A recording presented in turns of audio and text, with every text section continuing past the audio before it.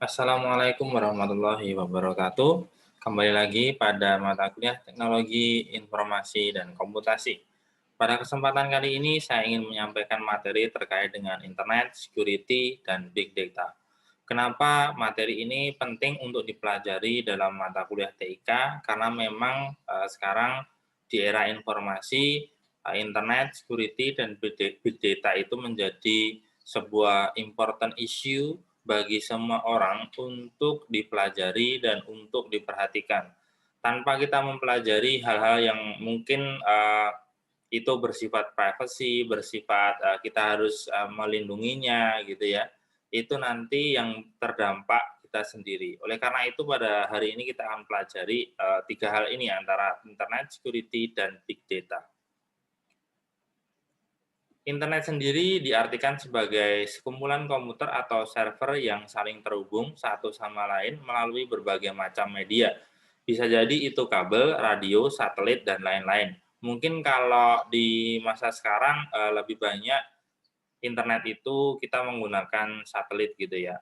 Bisa jadi satelit itu hasil sewa kepada pihak yang lain ataupun mungkin milik dari perusahaan itu sendiri. Kemudian sistem komunikasi global yang menghubungkan komputer-komputer dengan jaringan-jaringan komputer di seluruh dunia. Atau kita bisa mengatakan yang namanya interconnected networks atau information superhighway. Kenapa kok information superhighway? Karena memang sangat cepat ketika kita bicara terkait dengan internet, penyampaian informasi lewat internet, penyampaian berbagai hal lewat internet. Coba kita lihat sebuah peta terkait dengan internet di seluruh dunia. Di gambar kiri ini adalah terkait dengan jejaring internet di seluruh dunia. Memang internet sangat luar biasa, bisa diakses di mana saja gitu ya. Dan itu real time antara satu tempat dengan tempat yang lainnya.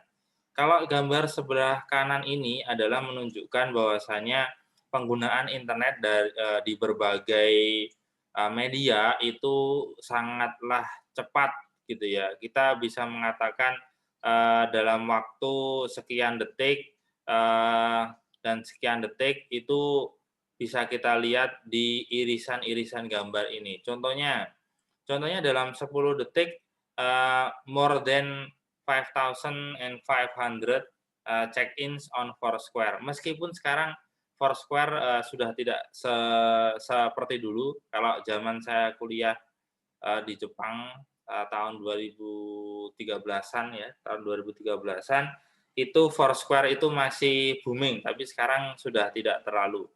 Dalam waktu sekitar 20 detikan itu lebih dari 400 jam video itu diupload di YouTube.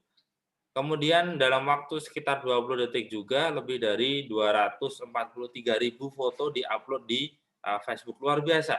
Penggunaan internet pada media-media online ini sangatlah dinamis dan sangatlah cepat gitu ya.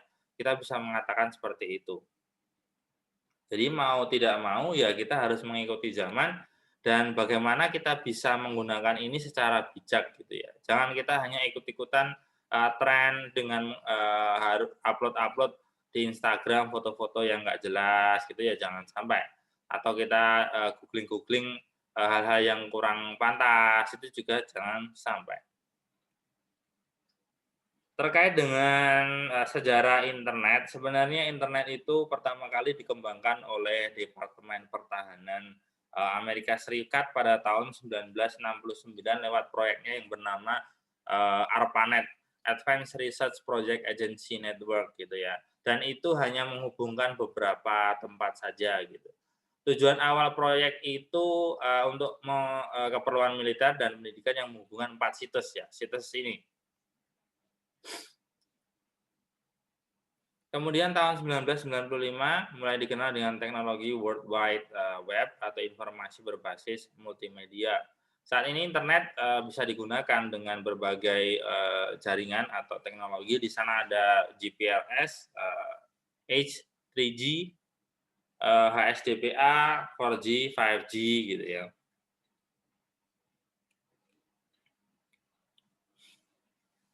Di tahun 1969 sampai 1989 ini adalah, masa di mana ARPANET, atau pengembangan pertama internet di dunia itu ada, dan setelah itu ya internet yang kita nikmati sekarang yang, menggantikannya atau yang, secara umum digunakan oleh orang. Terkait dengan bagaimana cara kita akses internet. Untuk terhubung dengan web atau online harus terhubung dengan server gitu ya. Sistem komputer yang menyediakan jenis layanan tertentu dalam sebuah jaringan komputer. Hubungan ke server atau internet disediakan oleh ISP, Internet Service Provider, perusahaan yang melayani koneksi ke internet. Kalau di Indonesia sendiri, cukup banyak provider internet yang ada IndiHome, ada Biznet gitu ya, ada Global Extreme, ada Republic, dan sebagainya. Kalau terkait dengan kecepatannya ya pastinya ada macam-macam, dan IndiHome sendiri itu sudah menggunakan, fiber gitu, fiber kabel yang diklaim itu bisa lebih cepat, dan juga lebih stabil terkait dengan, penggunaan internetnya. Untuk bisa menggunakan internet ada beberapa cara. Yang pertama ya kita datang ke warnet gitu ya, kemudian mengakses di sana atau datang ke perpustakaan atau ke fasilitas-fasilitas umum yang menyediakan internet gitu ya. Cara yang kedua adalah berlangganan di rumah gitu ya. Dengan berlangganan bisa IndiHome atau XL Home gitu juga ada. Cara yang ketiga adalah menggunakan sarana internet kampus ya. Tadi ada perpus, ada sarana-sarana, yang disediakan oleh institusi lain.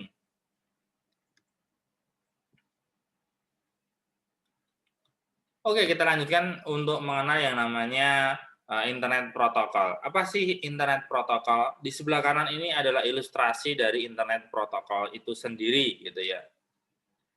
Internet adalah jaringan super raksasa di dunia. Bagaimana komputer dapat dikenali satu sama lain? Kalau, komputer, yang namanya komputer kalau kita bicara, paling yang membedakan adalah, software-nya, versi berapa, kemudian, hardware-nya, eee, tipe apa gitu ya, kualifikasinya apa, seperti itu.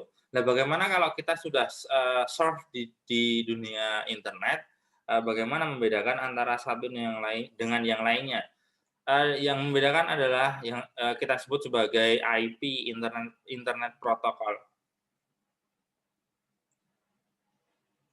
Internet Protocol ini adalah unik, tidak ada yang sama gitu ya, seperti nomor rumah. Biasanya untuk mengelabui kalau IP Indonesia biasanya ya IP Indonesia, orang bisa didetek dari IP-nya gitu ya. Bagaimana, kita bisa mengakses situs-situs luar negeri yang itu di-ban di Indonesia, biasanya ada yang menggunakan, VPN gitu ya, untuk mengelabui, IP.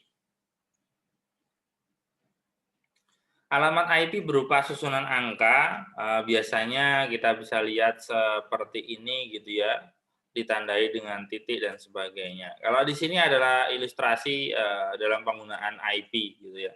Antara IP yang lainnya, IP, dengan yang lainnya itu terhubung gitu. Selanjutnya kita coba, belajar yang namanya, DNS, Domain Name System. Alamat IP sangat sulit dihafalkan oleh karena itu ada kita sebut sebagai, nama domain. Contohnya bagaimana? Contohnya bentuk nama domain secara umum. Kita coba ambil contoh beritakita.org.id, maaf, beritakita.org.id. Bagaimana kita menjabarkannya? Berita kita itu merupakan domain atau lokasi dalam internet itu sendiri. Kemudian ORG adalah tipe domainnya, ID adalah identitas negara tempat domain. Tipe domain itu macam-macam, ada yang com, ada co, ada edu, ada, ac gitu ya. Kalau edu di luar negeri ada beberapa yang menggunakan, edu. Kalau di Indonesia memang lebih banyak yang menggunakan ac. Contohnya umy.ac.id gitu ya, atau, uns.ac.id gitu ya. Meskipun ada beberapa sekarang yang menggunakan edu gitu, mungkin, biar terlihat beda. Untuk domain, government atau pemerintah itu menggunakan gov atau go. Kalau di Indonesia lebih banyak menggunakan go gitu ya. Daftar identitas negara macam-macam, ada ID, ada EU, ada MY, UK, US, dan sebagainya. Dan itu menandakan, domain masing-masing negara itu. Oke, kita lanjutkan dengan yang namanya World Wide Web gitu ya, sebuah koleksi keterhubungan dokumen-dokumen multimedia yang disimpan di internet, baik itu berupa foto, gambar, teks, dan macam-macam.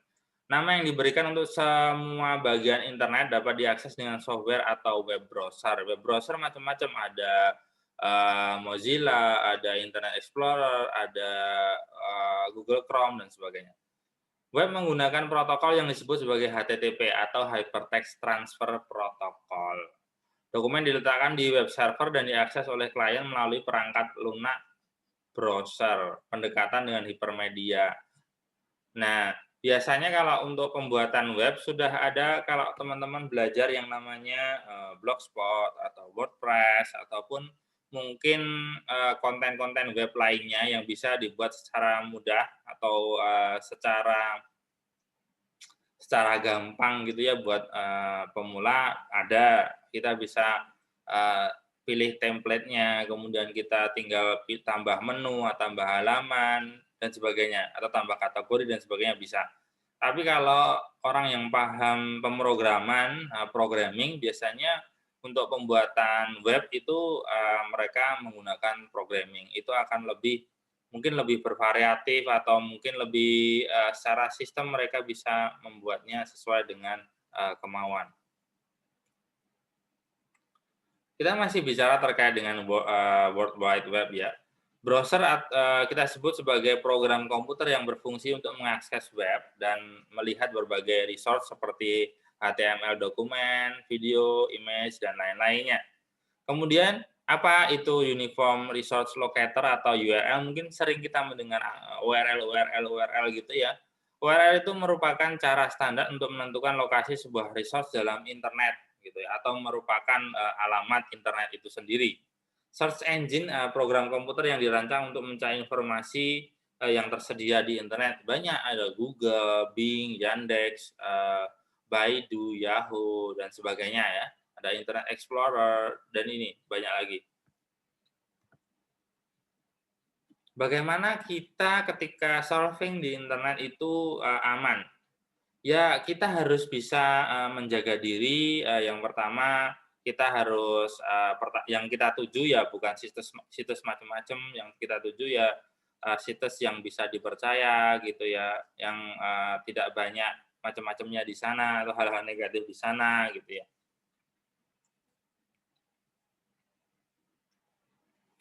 Yang pertama yang perlu diperhatikan ketika kita bicara terkait dengan security dalam browsing atau surfing di internet adalah menjaga password kita, ya, menjaga password kita. Gunakan password yang kuat, kemudian yang unik gitu ya. Semisal kita menggunakan uppercase atau huruf kapital, kemudian kita menggunakan simbol-simbol gitu ya. Tidak hanya kita angka, tapi ada alfabet, di sana ada uppercase-nya, kemudian ada angka, ada simbol, itu biar kuat.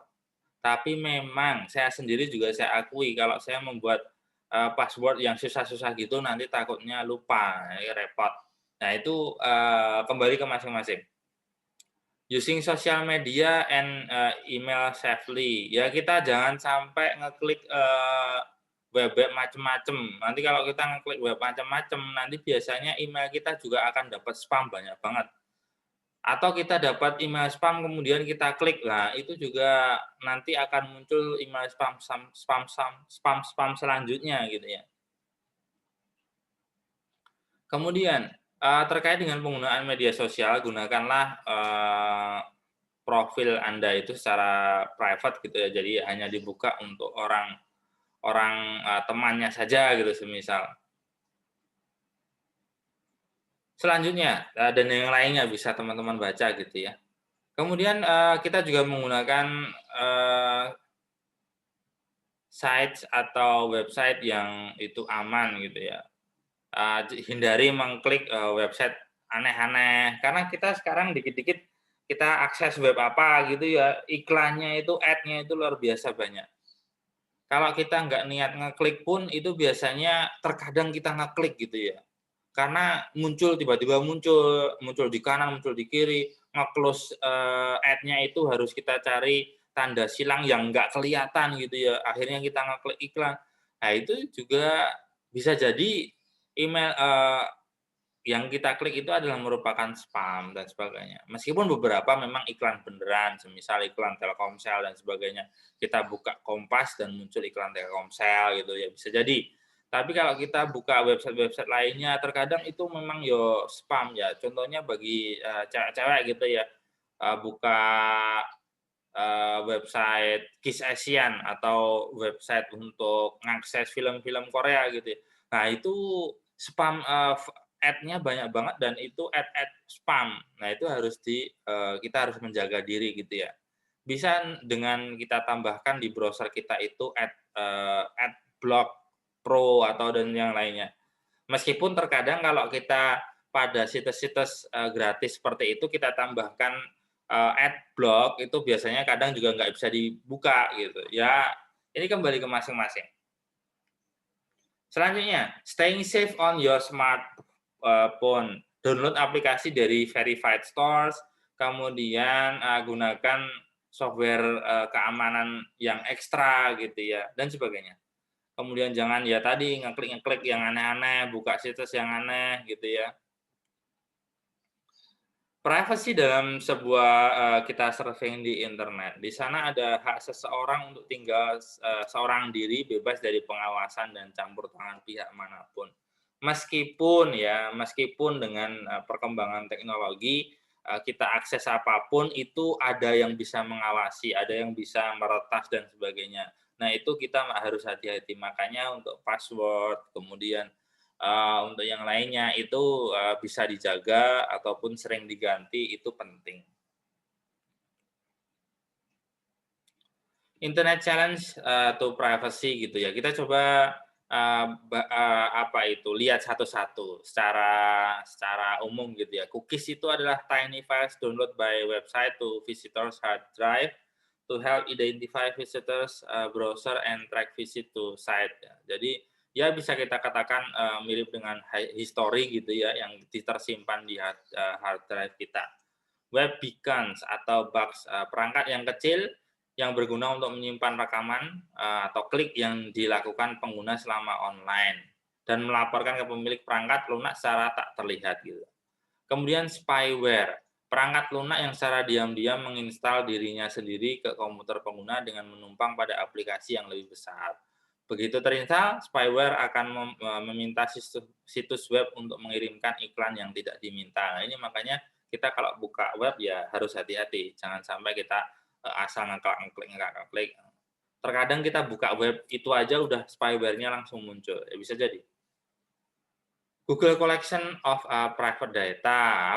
Google itu juga kita harus hati-hati karena kalau kita menggunakan Google, apalagi Google Map atau kan Google Browser gitu ya, kan di sana ada pertanyaan, apakah Google boleh mengakses tempat Anda gitu, lokasi Anda. Kalau kita bilang oke, ya lokasi kita akan terhistori atau terdata oleh Google dan itu bisa digunakan Google untuk ya analisis berbagai hal, semisal tingkah laku seseorang, tingkah laku berdasarkan pekerjaan, semisal bisa jadi. Karena memang, akses Google terhadap pergerakan mobilitas seseorang yang menggunakan di HP-nya itu menggunakan Google, itu, sangat bisa gitu ya. Facebook juga gitu. Oke. Kita lanjutkan dengan, mempelajari apa itu big data. Dan apa itu big data, saya akan memutarkan video, silakan melihat, supaya lebih menarik gitu ya, tidak total materi ini dari suara saya, tidak ini. Coba kita dengarkan video ini. Apa itu big data? Bayangkan semua data yang telah dihasilkan dari awal kamu lahir sampai besar sekarang, mulai dari nama, data pendidikan, kesehatan, dan lainnya digambarkan ke dalam bentuk satu kotak. Pastinya rumahmu sudah penuh dengan kotak-kotak tersebut, bukan? dan itu dihasilkan oleh setiap orang di bumi. Tidak bisa dibayangkan, bukan, penuhnya seperti apa bumi ini? Secara sederhana, Big Data adalah himpunan data yang sangat besar yang tidak mampu diolah oleh sistem komputer dan perangkat lunak konvensional dan memiliki karakteristik tertentu, yaitu volume, variety atau varietas, dan velocity atau kecepatan. Dalam Big Data, volume atau ukuran data yang dihasilkan sangat besar, bahkan sangat-sangat besar. Jika semua data pada tahun 2010 dipindahkan ke dalam bentuk kepingan DVD, maka DVD tersebut dapat membuat tumpukan panjang sepanjang jarak antara bumi ke bulan dan kembali lagi ke bumi. Dan data-data tersebut terus bertambah. Pada tahun 2012, kita menghasilkan 2,3 triliun gigabytes data setiap harinya. Diperkirakan nanti pada tahun 2020, data yang dihasilkan sebanyak 43 triliun gigabytes. Selain volume, varietas juga merupakan salah satu karakter dari Big Data. Data-data yang dihasilkan terdiri dari berbagai jenis dan variasi seperti teks, foto, video, dan lain-lain. Apa saja yang menghasilkan Big Data? Banyak sekali. Salah satunya adalah adanya Internet of Things. Internet of Things bisa diartikan di mana benda-benda di sekitar kita dapat berkomunikasi antara satu sama lain melalui sebuah jaringan seperti internet. Mulai dari handphone, televisi, jam tangan, bahkan sampai lemari pendingin.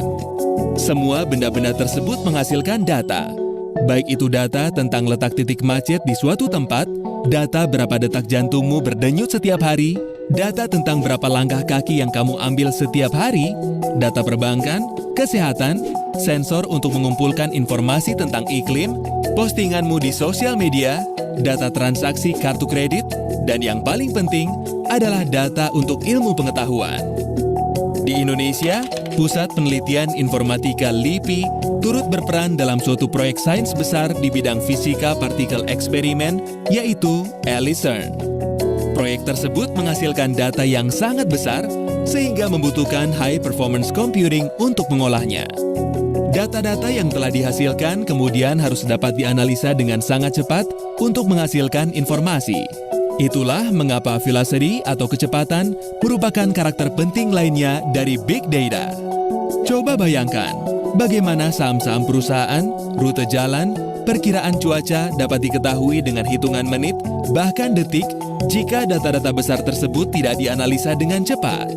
Tentunya perangkat komputer biasa tidak dapat menangani hal ini. Bisa jadi akan menghabiskan beberapa tahun untuk melakukan itu. HPC adalah jawabannya. HPC atau High Performance Computing adalah sistem komputer yang dibangun agar mampu menyelesaikan beban komputasi yang tak terkira beratnya dalam waktu yang masih bisa diterima.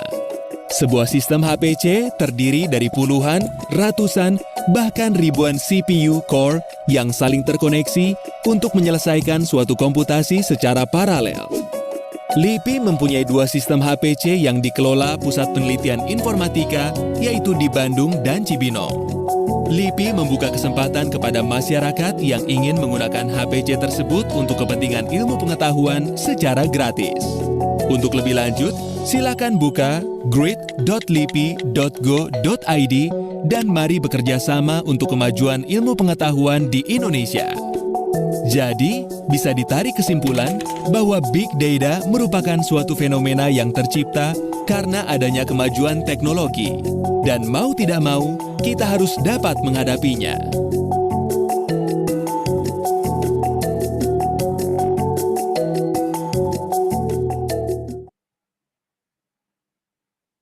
Oke, kita lanjutkan ke video yang kedua.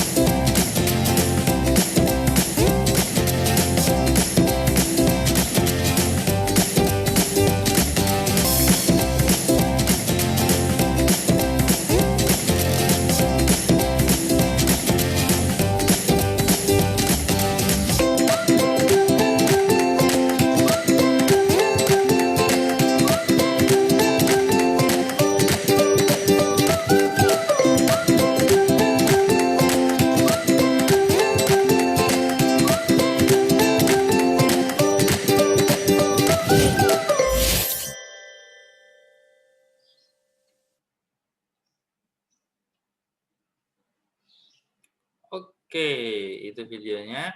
Dan saya rasa untuk apa yang saya sampaikan cukup ini dan semoga bermanfaat dan sampai jumpa lagi di materi-materi selanjutnya di perkuliahan Teknologi Informasi dan Komputasi. Cukup sekian, bila taufiq wal hidayah. Wassalamualaikum warahmatullahi wabarakatuh.